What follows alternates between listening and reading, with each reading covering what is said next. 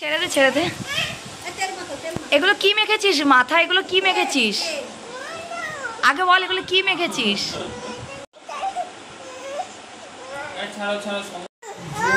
এগুলো কি, এগুলো কি মাথায়?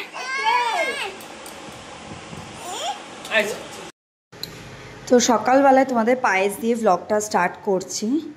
ও তোমাদের তো ইন্ট্রো দেওয়া হয়নি। ওয়েলকাম টু মাই চ্যানেল বঙ্ক মাদার ইউটিউবার। তো কালকে আমার বার্থডে, আর কালকে না সত্যনারায়ণের পুজো রেখেছে। অ্যাকচুয়ালি পুজোটা মা রেখেছে, শাশুড়ি মা, আর আমার যে জন্মদিন ওনার সেটা জানা ছিল না। তো অ্যাক্সিডেন্টলি সব একসাথেই হয়ে গেছে, খুব ভালোই হয়েছে। তো দিদিভাই তাই আগের দিনই পায়েস করে রেখেছে, পরের দিন পুজোর গুছানোর চাপ টাপ থাকবে তাই। তো সারাদিন একটু পুজোর কাজকর্ম করা নিয়ে ব্যস্ত ছিলাম। এটা হচ্ছে রাত্রেবেলায়। আর যেই ফোনটা আমার হাতে দেখতে পাচ্ছ, হাসিটাও বুঝতে পারছো, এই ফোনটা হচ্ছে তোমাদের দাদাভাই আমাকে বার্থডেতে গিফট করেছে। ও আবার 5টার সময় বেরিয়ে গিয়ে আমার ফোনটা নিয়েও গেছিলো, বললো একটু দরকার আছে আমি যাচ্ছি বলে 7টার সময় এসে আমাকে এই ফোনটা গিফট করেছে। তো আমি তো ভীষণ খুশি, ভীষণ খুশি। হ্যাঁ, তো খুবই ভাল লাগছিলো, মানে এতটাই আনন্দ সেটা আমার মুখ দেখে তোমরা বুঝতেই পারছিলে।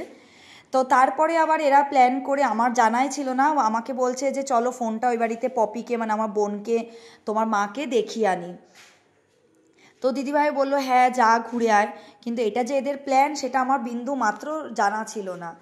তো এই দেখো আমি রেডি টেডি হয়ে, দেখতেই পেলে রেডি হয়ে গেছিলাম, হয়ে আমি ওই বাড়িতে চলে গেছি। তো আমাকে আবার বোন বললো আমরা কালকে এক জায়গায় যাবো, তোর একটা ভালো চুড়িদার আছে আমার, সেই চুড়িদারটা নিয়ে আসার জন্য। আমিও সেটাও নিয়ে গেছি। তখন আমার সত্যি সত্যি এতটাও মাথায় কিছু আসেনি, কেন ও তো আমার ড্রেস পরেই। তো যাক, এই বাড়িতে এসছি, এসে যে যাকে দেখতে পেলে চশমা পরে, সে আমাদের পাশের বাড়ি আমার একটা বোন, ও আমাকে সাজায়, ও আমার বলতে পারো মেকআপ আর্টিস্ট আমাদের পার্সোনালি। তো ওর সাথে কথা বলতে বলতে আমি রেডি হয়ে গেছি। তারপরে এই যে আবার বেরিয়ে পড়লাম ওই বাড়ির জন্য, কারণ দিদিভাই ফোন করেছে তোমাদের দাদাভাইয়ের কাছে যে ওকে নিয়ে আসো। তো বাড়িতে ওরা কি, আমি একটু একটু এখন বুঝতে পেরেই গেছিলাম যখন ড্রেসটা আমাকে বোন পরতে বললো, হ্যাঁ, যে ওই বাড়িতে কিছু প্ল্যান করে রেখেছে। তো বোনদেরও যাওয়ার কথা ছিল, বাট বাবার শরীরটা ভালো ছিল না, আর বোনের বরেরও শরীরটা ভালো ছিল না, জ্বর এসছে, তাই ওরা আর যায়নি। আমি, ছোটোটা এসছিল, আর তোমাদের দাদাভাই, বড়টা আসেনি, বড়টা প্ল্যানে যুক্ত ছিল আমার বড় ছেলে। তো যাই হোক, এই যে চলে এসছি। তো আমি প্রথমে ওই ঘরে উঁকি মারছিলাম, ভাবছিলাম ওই ঘরে কিছু ডেকোরেশন করেছে, তো দেখলাম না। তারপরে ওই ঘরে মনা বসে গল্প করছিল, তারপরে এই ঘরে নিয়ে এসে আমাকে সারপ্রাইজ দিল ওরা। আরে এটা কই?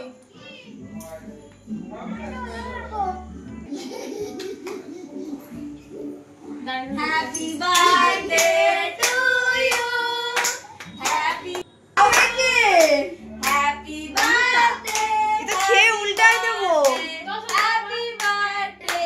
ওরে পড়া পড়া, হ্যাঁ পড়া পড়া, পড়া বসে, পড়া বসে, ওরে মা পড়া পড়ে যাবে, বস। ভগবান, মনে হচ্ছে তো আমার আইবুড়ো ফটো তোল আইবুড়ো ভাত খেতে এসে দাও, এটা ধরাতে একটু, ওই দেশটাই শুভমের ঘরে, তা আইবুড়ো ভাত খেতে বসেছি, কাটলাম। Happy birthday to you, happy birthday to you, happy birthday, happy birthday, happy.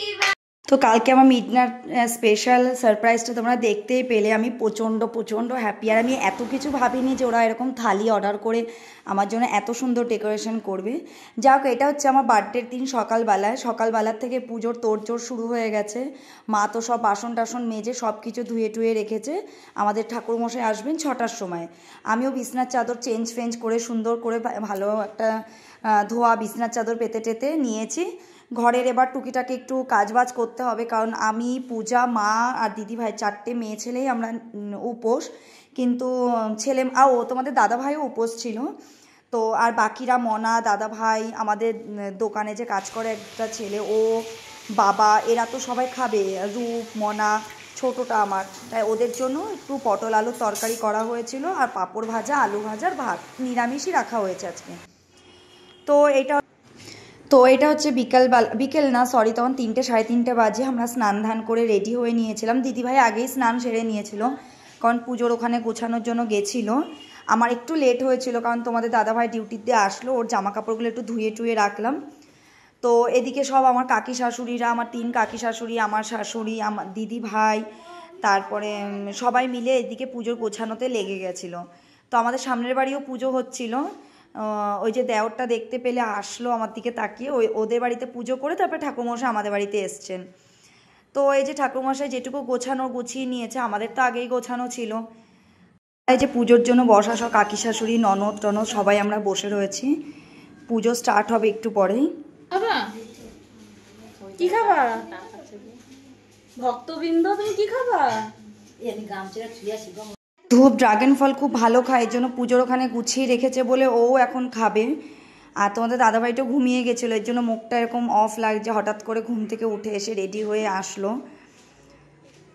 তো যাই হোক, এখন পুজোর গুছানো হয়ে গেছে, ঠাকুরমশাই যেটুকু গুছানোর দরকার থাকে সেটুকু এসে উনি গুছিয়ে নিচ্ছেন, তারপরে পুজোতে উনি বসবেন। তো সকলের জন্য আমি প্রে করি, আমার সব বন্ধু যারা আছো সবাই যেন খুব ভালো থাকে, ঠাকুরের কাছে আমি এটাই প্রে করি। আর আমি সত্যিই খুব হ্যাপি যে আমার জন্মদিনের দিন হঠাৎ করে এরকম পুজোর প্ল্যানিংটা হয়ে গেল। তো পুজো হতে হতে অনেক রাত হয়ে গেছিলো, প্রায় 9টা বাজে, কমপ্লিট হয়ে গেছে এখন পুজো আজ এই পর্যন্তই।